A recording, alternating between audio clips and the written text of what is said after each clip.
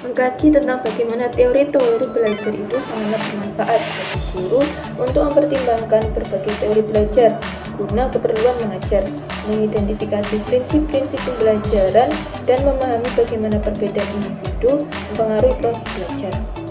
Ada beberapa teori tentang bagaimana siswa belajar. Sebelumnya perlu diketahui terkait daripada landasan teori belajar itu sendiri, yakni landasan teori belajar pada dasarnya merupakan penjelasan mengenai bagaimana terjadinya belajar atau bagaimana informasi diperoleh di dalam pikiran siswa itu.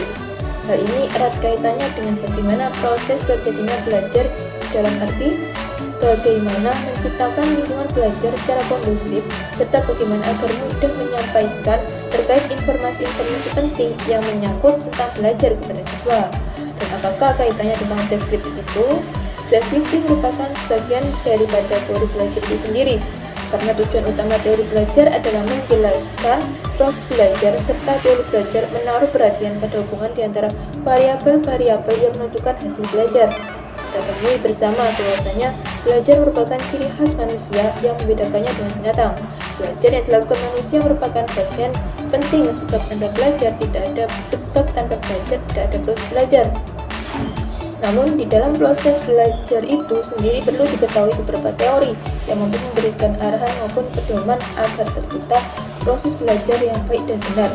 Di antara teori-teori belajar itu ada teori behaviorisme, teori kognitivisme, teori konstruktivisme, dan teori humanisme.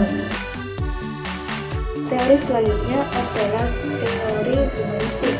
Teori humanistik muncul pada pertengahan abad ke-20 sebagai reaksi terhadap teori psikodinamik dan behavioristik.